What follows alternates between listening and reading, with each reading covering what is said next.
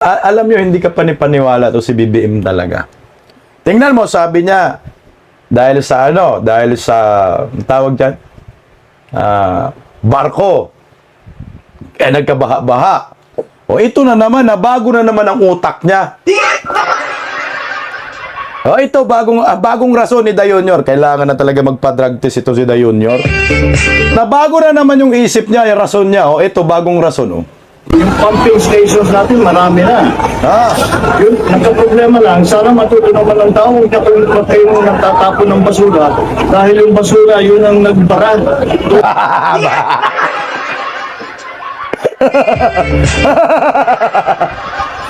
Oy, ito, bago niyang rason sa baha, basura.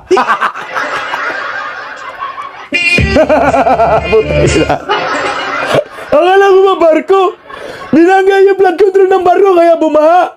Ngayon, nagmotorkid ka lang. Ang isip mo na ngayon, oy, parang awa naman kayo. Wag naman kayo magtapon ng basura eh. Yan ang dahilan kaya bumaha.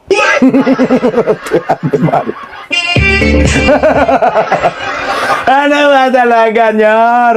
Sumakit na ulo namin, naglibog na kami. Walang flood control projects. Kasi kung meron, hindi ganyan. Iwan ko, hindi ko na maintindihan. Kaya yung kapatid niya, wala na, mangiyak-ngiyak. Trip-trip lang talaga. Kaya yung kapatid niya, si Senator Amy Marcos, dismayado eh. Kasi ang mukhang mali yung report kay Da Junior sa SUNA. Wala man kita man, nabisto man ni Bagyong Karina ang kasinungalingan. Sabi ni Senator Amy dito, wag naman kayo magbigay ng maling impormasyon sa kapatid ko. Eh wala, pinagmamalaki sa SUNA eh. O, tignan mo, pakinggan natin si Senator Amy. Dismayado din siya, oh. Bistado sila eh. Asan na yung flood control plan na sinasabi para sa 10 taon? Yun. Baka naman kung ano-ano ang rine-report ninyo sa ading ko, baka iba-iba naman ang rine-report ninyo sa presidente. Wag naman. Iyan ang panahon. Ano, baka naman iba-iba ang inyong nare-report sa adik ko. Ano? Adik ko ba? Ano sabi? Adik ko? Nasaan daw yung flood control projects na 10 years na plano? Iba-iba naman daw yung nire-report ninyo sa adik ko. Ano, adik ko? Adik ko ba? Adik? Ading. Sorry, adik. Alam ko si adik. Ading. Sorry naman. Kunti lang. Pareho naman ading. Okay. Ay, nahanap na niya.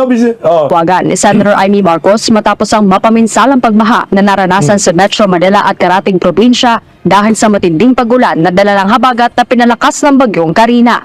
Anya, itigil na muna ang turuan kung anong sanhi ng matinding pagbaha at dapat nang solusyonan ang flood control projects lalo na panahon na ngayon ng tag-ulan. Dismayado ang presidential sister dahil mahigit 400 bilyong piso umano ang nilalagak ng mga mambabatas para sa Department of Public Works and Highways o DPWH. Sepinyo, 400 billion pesos sa flood control projects. Ang resulta, lubog tayong lahat. Ang tindi naman ng flood control projects ninyo, Nyor. Baka senior, yung flood control projects ninyo, nakalagay mga baka lang. Wala pang simento. Yung sinabi tapos na 5,500. Oh, grabe, 400 billion pesos. At iba pang ahensya ng gobyerno para sa mga proyekto kontra baha. Medyo nakakapikon kasi sa totoo lang hindi naman nagkulang ang Congress at Senado sa pagbibigay ng pera para sa flood control. Kung tutuusin, 450 billion. Halos 1.4 billion a day. Diyos ko, 450 billion pesos naka-allocate sa flood control project. Almost 1.4 billion a day. So, ibig sabihin, Senator Amy, maraming salamat dahil napunta na sa mga bulsa ng mga buhaya. Ano, ghost project? Yung 5,500 flood controls? Ang lupit ninyo. May ghost voters, ghost employee, ngayon ghost projects, 5,500 flood control projects. Lahat yan ghost projects. Saan napunta yun? My God! 450 billion pesos, nasa na? Anong asa ng taong bayan sa inyo? Ang flood control budget, kung isusuma total mo lahat ng agencies mula sa DPWH pababa, asa napunta yung pera? Asa napunta yung pera? Asa napunta yung pera? Tanungin mo sa pinsan mong tambaluslos. May ghost employee, ghost projects, may ghost president din. Loko kayo, ginawa ninyong multo yung presidente, ha? Alam mo, Madam, Senator Jaime, itanong nyo sa kapatid mo at saka sa pinsan mo. Kung di, itanong mo sa hipag mo, yung, Vice Admiral, tanong, di man nag-rescue. Philippine Coast Guard Vice Admiral Kukak, itanong nyo po, di man nag-rescue. Alam nila yan? O, tingnan mo, mantakin mo, guys. O, mantakin nyo, ha? Bumaha-baha na nga. Wala na ngang 5,500 flood control projects. Wala na tayong makikita doon sa 450 billion pesos na sinasabi ni Senator Jaime. Minimal na baha. No? Pagkakitaan pa nila. Alam nyo po ba? Pagkakakitaan pa nila itong nangyayaring baha. Isipin nyo, ha? Pakinig kayo. Nag-allocate na 450 billion pesos.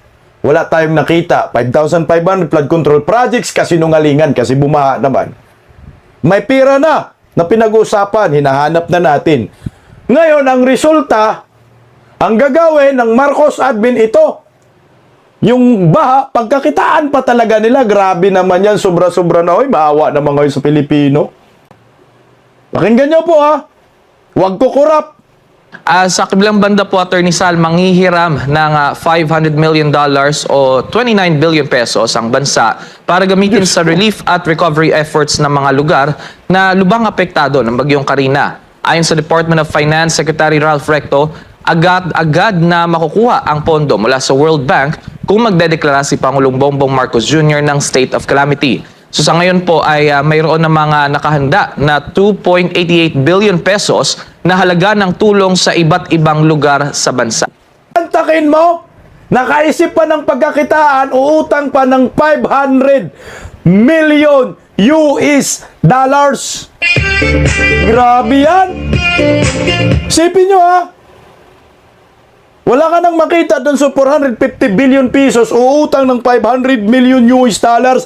Pagkakitaan na naman, puta, mag-isip na nga tayo dito, animal.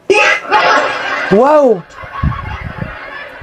Uy, gising na kayo. Baka tulog pa rin kayo hanggang ngayon. Binaha na. Inano na nga tayo ni Bagyong Karina. Ginising na nga tayo. Oh. Nabudol yung 5,500 na flood control projects. Gumastos pa 450 billion pesos. Nasaan? Tapos uutang na naman ngayon. Approve naman na yan kasi nagdeklara naman ng state of calamity.